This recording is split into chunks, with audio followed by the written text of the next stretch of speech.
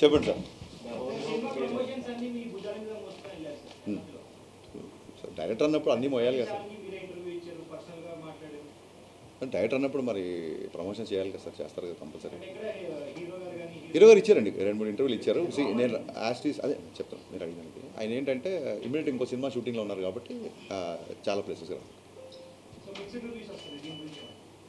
చాలా సినిమాలకు వచ్చినాయండి, కొత్తగా ఉంది. మిక్స్డ్ రివ్యూస్ చాలా సినిమాలకు వచ్చినాయి, మిక్స్డ్ రేటింగ్స్ చాలా సినిమాలకు వచ్చినాయి. నేను ఆన్లైన్లో ఏదైతే మిక్స్డ్ టాక్ ఉందో అలాగే నాకు నచ్చినాయండి నేను ట్వీట్ చేసిన చూడండి, ఇది కూడా ఈక్వల్గానే ఉంది. అండ్ ఇదేం కొత్త కాదు మనకి, ఇదేం కొత్త కాదు. ఇప్పుడు షో బై షోకి టాక్ పెరుగుతుంది. సో నెక్స్ట్ కమింగ్ హాలిడేస్ కాబట్టి డెఫినెట్గా సినిమా మా ఎక్స్పెక్టేషన్ తగ్గట్టుగానే వెళ్తుంది. మా ఎక్స్పెక్టేషన్స్ దాటాలని కూడా కోరుకోం.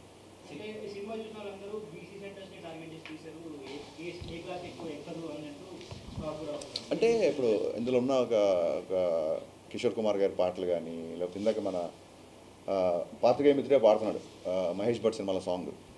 సో ఒక ఈస్థెటిక్స్ 90s బ్యాక్డ్రాప్లో పాటలది ఒక సినిమాటిక్ లిబర్టీ తీసుకున్నా సరే సినిమా మొత్తం మీరు చూసి ఉంటారు కాబట్టి జిక్కి క్యారెక్టర్ లంగావణిలోనే ఉంటుంది. So families A class, B class, C class అందరూ చూస్తున్నారు. బేసిక్గా అది కొంచెం మాస్ సినిమా కాబట్టి మీరు అన్నట్టుగా కంపారిటివ్లీ ఏ క్లాస్తో కంపేర్ చేస్తే బీసీ సెంటర్లో కొంచెం రెస్పాన్స్ ఎక్కువ ఉంటుంది.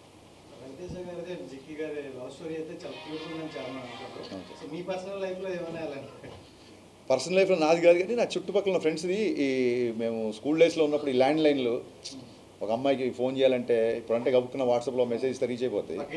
పక్కింటికి వెళ్ళి చేసేవాళ్ళు, ఎవరన్నా మగ గొంతు వెనక టపకని ఫోన్ పెట్టేసేవాళ్ళు, ఇలాంటి చాలా ఎక్స్పీరియన్స్ ఉంది.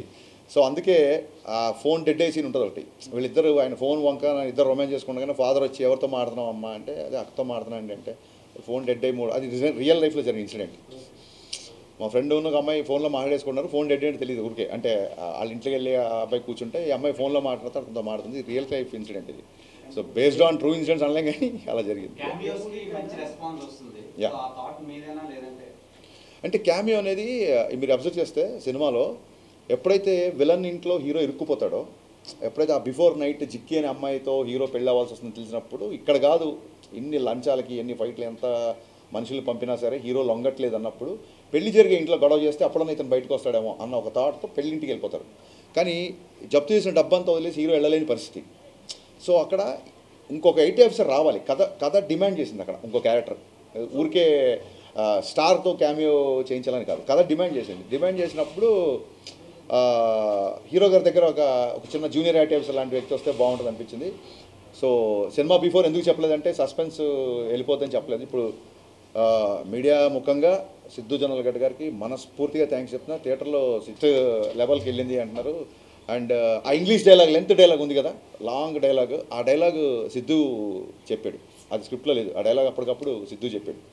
సో ఈజ్ అమేజింగ్ అంటే సినిమాలో తన కంట్రిబ్యూషన్కి విపరీతమైన రెస్పాన్స్ వస్తుంది. ఆ డోర్ పగిలి సిద్ధు ఎంటర్ అవగానే థియేటర్లో ఒక ఎరప్ట్ వచ్చిందని చెప్తున్నారు డిస్ట్రిబ్యూటర్లు అందరూ. So Siddhu, thank you my star boy, thank you so much for your wonderful and impactful campaign.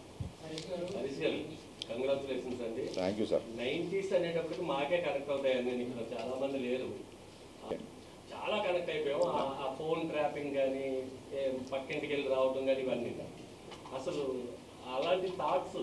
ఆ పాటలు మహేష్ భట్ పాట అమితాబ్ బచ్చన్ గారికి ఎలా పెట్టాలనుకున్నారు అంటే కావాలని చేశారా? నెక్స్ట్ మోరెవర్ ఇవిడికి జిక్కి అని సింగర్ పేరు పెట్టాలి. నాకు చాలామంది ఫ్యామిలీస్ ఫోన్ చేశారండి, జిక్కి అనే పేరు పెట్టడం అనేది అసలు చాలా బాగుంది అబ్బాయి అని చెప్పి చాలామంది ఫోన్ చేశారు. మహాగాయని ఆవిడ. ఇంకా నాకు చిన్నప్పటి నుంచి మ్యూజిక్తో పెరిగినోండి నేను.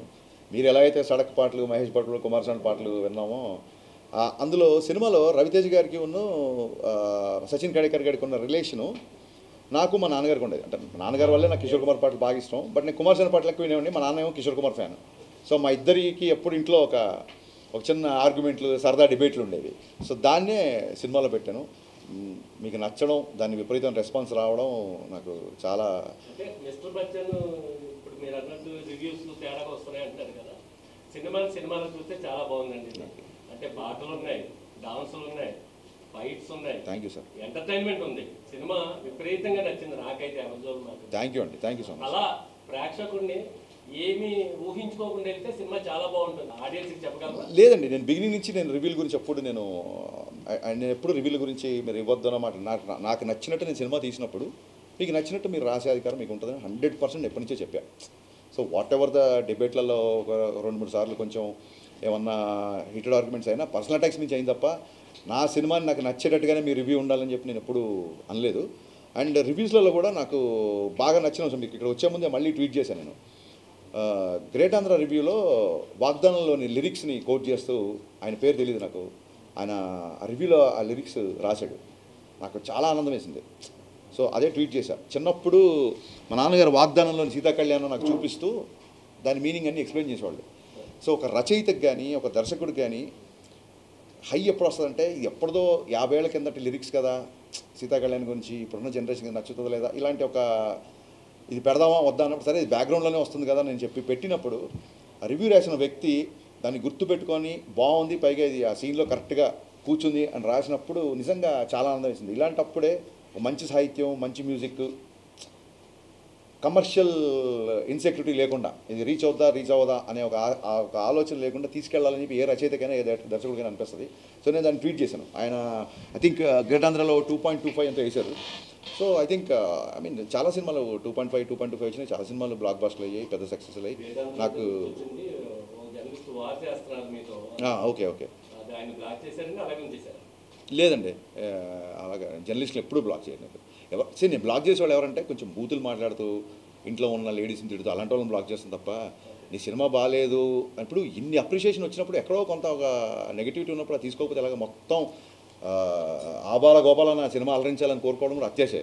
డెఫినెట్గా కొంతమంది నక్షలు ఉంటారు, వాళ్ళు మాట్లాడుతుంటారు, because we have a digital evolution these days, అది ఉంటుంది. కమింగ్ టు ద జర్నలిస్ట్, ఆయన ఏం చేశారంటే ఒక ఫోటో ఏదో పెట్టి ఇది దాని గురించి ఏదో కామెంట్ చేశారు. సో చాలామంది అడుగుతున్నారు ఎందుకు మీరు దాన్ని కౌంటర్ చేయట్లేదు, అభిమానులు అందరూ మన ఇష్టపడేవాళ్ళు, సినిమా నచ్చిన వాళ్ళు అందరూ. అదేమైందంటే first day of the shoot అండి. బేసిక్గా first day of the shoot Shekhar master ఎప్పుడైతే డ్యాన్స్ మూమెంట్లు మూవ్లో వెళ్ళిపోతాయి అనుకోండి, అది ఎప్పుడు చూడడానికి ఎబ్బెట్టు కానీ ఇబ్బంది కానీ ఉండకపోవచ్చు. మీరు ఎప్పుడైతే డ్యాన్స్ మూమెంట్ని మ్యాగ్నిఫై చేసి ఫోటో తీసి స్క్రీన్ చేశారనుకో, అది ఒక పోస్టర్ లాగా మీరు ప్రత్యేకంగా తీస్తే పోస్టర్ స్టిల్ కదా, స్టిల్ ఫోటోగ్రఫీ కదా. సో స్టిల్ ఫోటోగ్రఫీ చూస్తే మీరు ఏ పాటలో ఏ స్క్రీన్ షాట్ తీసినా మీకు ఇబ్బంది కలిగేలా చేయొచ్చు బేసిక్గా. అయినా సరే నేను దాన్ని ఎందుకు కౌంటర్ చేయాలంటే శేఖర్ మాస్టర్ చాలా పెద్ద మాస్టర్. ఫస్ట్ డే షూటు ఆ మూమెంట్ అతను కంపోజ్ చేసినప్పుడే ఇది పెద్దగా ఎంకరేజింగ్ ఏం లేదు, పెద్దగా అవసరం లేదని నాకు ఒక చిన్న థాట్ వచ్చిందండి బేసిక్గా. But first day shoot master రాగానే ఈ మూమెంట్ వద్దు ఆ మూమెంట్ వద్దంటే డైరెక్టర్ ఆయన ముందు లోలో అయిపోతాడు. అయితే ఆ ఫస్ట్ డే షూటింగ్ సెటప్ చేసే టెన్షన్లో ఉన్నాను నేను. సో ఆ రిహార్సల్ చేసినప్పుడు నాకు అనిపించింది ఈ పాటకి ఈ మూమెంట్ అవసరం లేదు, ఎందుకంటే చాలా మంచి లిరిక్స్తో వెళ్తుంది పాట. కానీ మాకు సెన్సార్లో కూడా అలాగ డ్యాన్స్ మూవ్లో ఉంటుంది కాబట్టి పాస్ అయిపోయింది, నేను దాన్ని పెద్దగా పట్టించుకోలేదు. ఎందుకు కౌంటర్ చేయలేదు ఆ విషయంలో మూర్తి గారిని అంటే, అన్ని విషయాల్లో మనమే కరెక్ట్ అయిపోం. డెఫినెట్గా అన్ని విషయాల్లో నేనే కరెక్ట్ అవ్వాలని రూల్ లేదు కదా. సో అతనికి ఆ మూమెంట్ గురించి అతను ఫీల్ అయ్యాడు. బట్ సినిమాలో చాలా మంచి విషయాలు ఉన్నాయి, దాన్ని కూడా మనం భూతద్దంలో చూపించవచ్చు. బట్ ఒక్కొక్కళ్ళది ఒక్కొక్క ఎజెండా. అంటే లాస్ట్ టైం గ్యాంగ్ లీడర్ సినిమాలో కూడా ప్రభుదేవ గారు వర్షంలో పాటలో విజయశాంతిగా పట్టుకుంటారు చరణ్. అంటే ఏం లేదండి, అదేంటంటే మేము ఉన్న పరిస్థితులలో క్రియేటివ్ పొజిషన్లో ఉన్నప్పుడు, ఇండస్ట్రీలో ఉన్నప్పుడు వాళ్ళు చేశారు కదా మేము చేయాలి ఇలాగ మాట్లాడే ఇంకోళ్ళతో కంపేర్ చేసుకోవడం పరిస్థితి. అందరూ మా వాళ్ళే కాబట్టి అలా కంపేర్ చేసుకోవడం కరెక్ట్ కాదు. సో మీరు అన్నారు కాబట్టి నేను దాన్ని ఆ కామెంట్ నేను తీసుకున్నాను కాబట్టి ఆయనకి నేను కౌంటర్ అయ్యేది తెచ్చుకోను.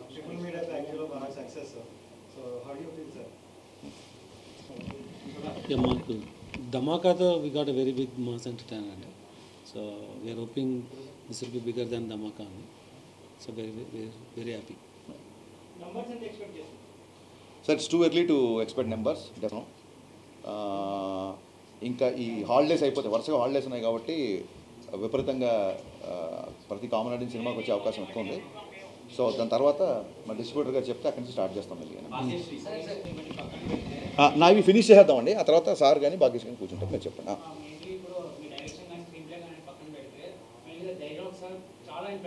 Thank you sir.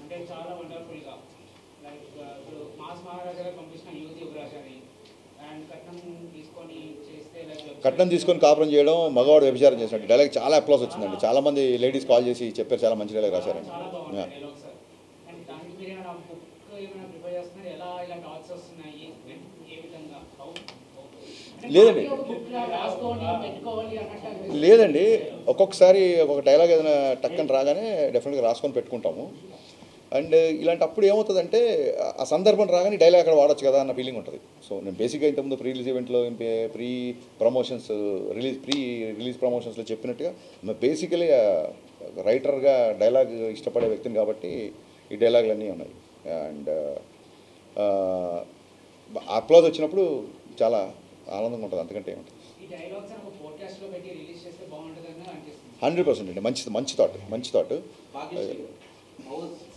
It was spellbounded, but honestly, I was getting up and seeing every expression of theirs, and some of them were shouting, whistling.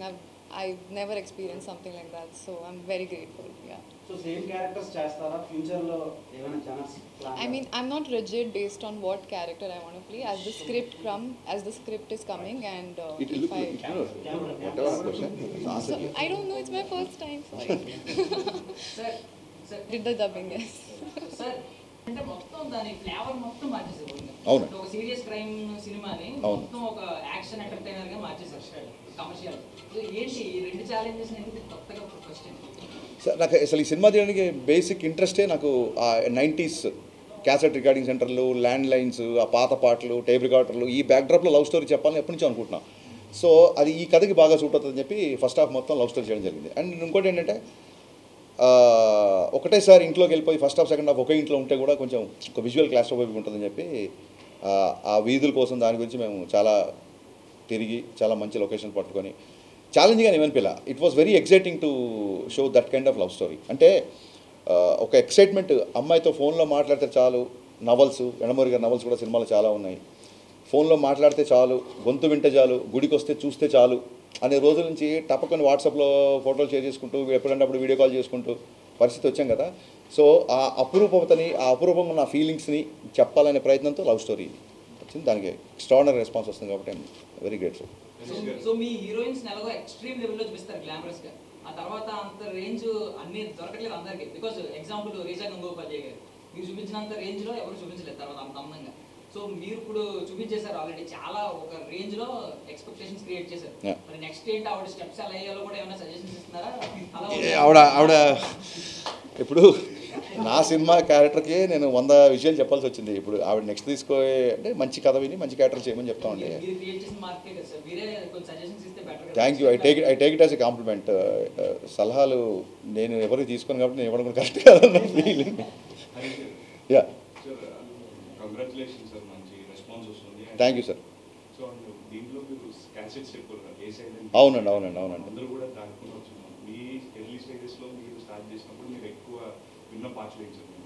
నేను ఎక్కువ కిషోర్ కుమార్ పాటలు అండి, అండ్ రాజ్కోటి, మా నాన్నగారు చక్రవర్తి గారి పాటలు. సో ఏం చిన్న మిడిల్ క్లాస్ ఫ్యామిలీ కదా, ప్రతి వారానికి ఒక క్యాసెట్ కొనాలంటే అంత కంఫర్టబుల్గా ఉండేది కాదు. బట్ చూడండి అద్భుతం ఏంటంటే రికార్డింగ్ క్యాసెట్లు అంటే ఇప్పుడైతే గోల ప్యారిసిన్ గోల్ చేస్తారు. రికార్డింగ్ క్యాసెట్లో మంచి సెంటర్లలో పోస్టర్లు వేసి మరీ రికార్డ్ చేసి డూప్లికేట్ క్యాసెట్లు ఇచ్చేవాళ్ళు. సో అప్పుడు ఈ బాధ లేదు, ఇండస్ట్రీకి అప్పుడు ఈ బాధ లేదు. అప్పుడు దానివల్ల మ్యూజిక్ కూడా బాగా వెళ్ళేది.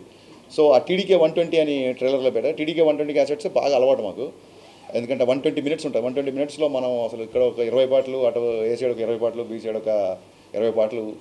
అది ఆ క్యాసెట్లో మధ్యలో ఆ టేప్ ఇరుక్కుపోతే పెన్సిల్ పెట్టి ఆ క్యాసెట్ని అలా తిప్పుకోవడం, ఈ కైండ్ ఆఫ్ బాగా నా ఎక్స్పీరియన్స్. సో అవే ఇవాళ సినిమాలో ఉండడం, ఆ డిఫరెంట్ బ్యాక్ డ్రాప్కి అవే బాగా దోహదపడ్డాయి. చాలా మంచి రెస్పాన్స్ వచ్చింది. Thank you.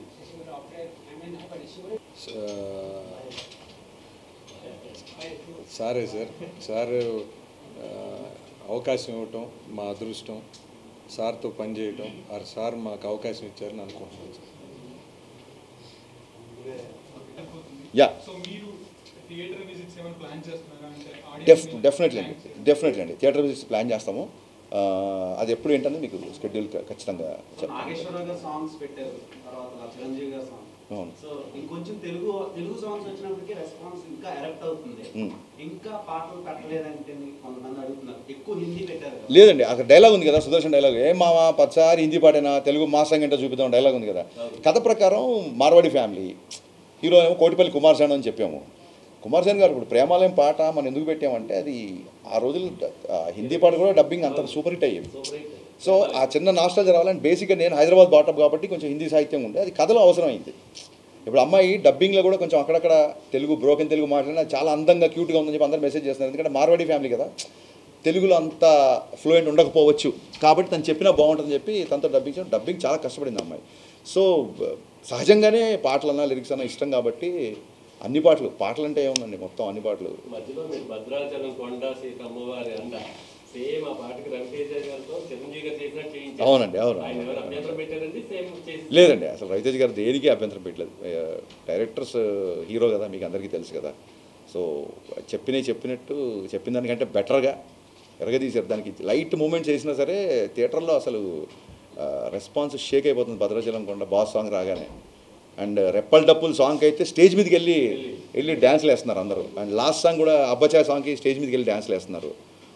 అండ్ అంటే నేను చాలాసార్లు చెప్పాను, I believe in this kind of film. మంచి పాటలు, మంచి సాహిత్యం, మంచి entertainment, not just comedy and entertainment. ఇప్పుడు ఇంటర్వెల్కి జగద్బాబు గారికి ఉన్న హీరోకి వచ్చే సంభాషణ ఇట్స్ ఎంటర్టైనింగ్. వాళ్ళిద్దరి మధ్య కాన్ఫ్లిక్ట్ అనేది ఎంటర్టైన్ నా దృష్టిలో. సో మంచి పాటలు కానీ, మంచి డ్యాన్సులు కానీ, మరి ఒక చిన్న విలన్తో ఉండే కాన్ఫ్లిక్ట్ కానీ, ఇవన్నీ part of entertainment. Comedy is also part of the entertainment. And special thanks to Satya. నేను చాలాసార్లు చెప్పాను, సత్య అనేవాడు అసలు ఫస్ట్ హాఫ్లో అతన్ని విజృంభణ చూశారు ఆడియన్స్. సత్య గురించి ఎన్ని కాల్స్ ఎన్ని మెసేజ్ నాకు వచ్చినా సత్య కూడా వచ్చి ఉంటే లేవని నాకు డౌట్. సో ఎక్స్ట్రానర్ చేశారు. అండ్ అలాగే రిలీజ్ ఫంక్షన్లో జగద్బాబు గారు రాలేదు కాబట్టి ఆయన గురించి నేను చెప్పడం మర్చిపోయాను. మీ పత్రికాముఖంగా జగద్బాబు గారికి నేను శిరస్సు వంచి కృతజ్ఞత చెప్తాను. చెప్పగానే కథలో ఆయన క్యారెక్టరేషన్ ఒక 20 minutes చెప్పగానే ఆయన క్యారెక్టర్ ఓకే చేశారు. ఓకే చేసి కంటిన్యూగా 30 days చాలా బిజీలో ఉన్నప్పుడు కూడా ఆయన మిగతా షెడ్యూల్స్ కూడా అడ్జస్ట్ చేసి ఆయన కంటిన్యూగా 30 days ఒకటే పెద్ద షెడ్యూల్ చేశారు. జగద్బాబు గారికి ఉన్న రవితేజ్ గారికి మధ్యన సీన్స్, ఆ డైలాగ్స్, సింహాన్ని లోపల బంధిస్తున్నాం అంటే నేను బయటకు వస్తే చూపిస్తాను అంటే ఇప్పుడే చూపించు, ఈ క్షణమే చూపించు అని చెప్పి ఆ డైలాగ్ గురించి విపరీతంగా మాట్లాడుతున్నారు. సో ఓవరాల్ వెరీ హ్యాపీ అండి. చాలా మంచి పేరు, బట్ జిక్కిగానే ఫేమస్ కదా. క్యామియోస్ బాగా ట్రెండింగ్ లో ఉన్నాయి ప్రెజెంట్, ఎందుకంటే అది ఒక సర్ప్రైజింగ్ ఎలిమెంట్. అవునండి. సో ఇప్పుడు మీరు కూడా ఇందులోకి స్టార్ట్ అయ్యారు కాబట్టి నెక్స్ట్ ఉస్తాద్ భగత్ సింగ్ లో ఉన్న క్యామియోస్ ఎక్స్పెక్ట్. అదేనండి, అంటే cameo for the sake of cameo ఉన్నప్పుడు పండదండి. ఊరికే మనకి హీరోలతో ఒక చిన్న రిలేషన్ ఉంది కదా, మన రిలేషన్ ఆబ్లిగేషన్ పెట్టి చేస్తే పండదు. అక్కడ కథ ఫిట్ అవ్వాలి. ఇందులో ఖచ్చితంగా హీరో ఈ ఇల్లు వదలలేని పొజిషను, సమస్య ఇంకో ఇంట్లో ఉంది. సో హీరో ఇల్లు వదలడు కాబట్టి ఖచ్చితంగా ఇంకో వ్యక్తి రావాలి ఆ ఇంటికి. అందుకు క్యామియో బాగా పండింది. అవునండి, అవునండి.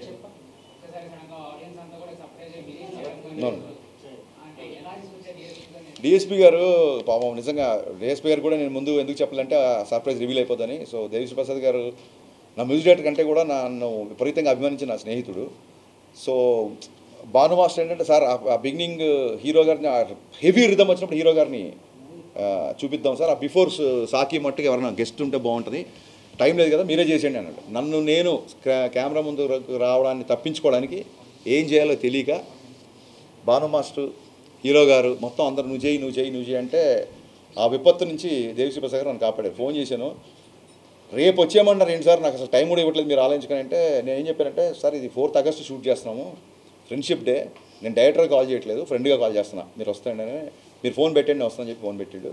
నిజంగా ఒక దేశం గర్వించదగ్గ ఒక జాతీయ అవార్డు సంపాదించిన మ్యూజిక్ డైరెక్టరు నా ఫ్రెండ్గా రియాక్ట్ అయ్యి వేరే మ్యూజిక్ డైరెక్టర్ సాంగ్లోకి వచ్చి క్యామియో చేయడం అనేది దేవిశ్రీ ప్రసాద్ గారి విశాల హృదయానికి నిజంగా తార్కాణం. So thank you rock star, thank you so much for being in my film and people are talking about it. Thank you.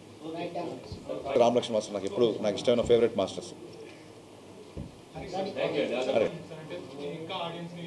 అదే అండి, థియేటర్స్కి ఒకసారి వెళ్ళిన తర్వాత ఎక్కడెక్కడ ఏ పోర్షన్ ఆడియన్స్ బాగా ఎగ్జైట్ అవుతున్నారు ఏంటి అది చూసుకొని దాన్ని బట్టి కొత్త ప్రోమోస్, కొత్త promotion plans and very soon success meet ఉంటుంది. సో డెఫినెట్గా we are going ahead with the promotion plan.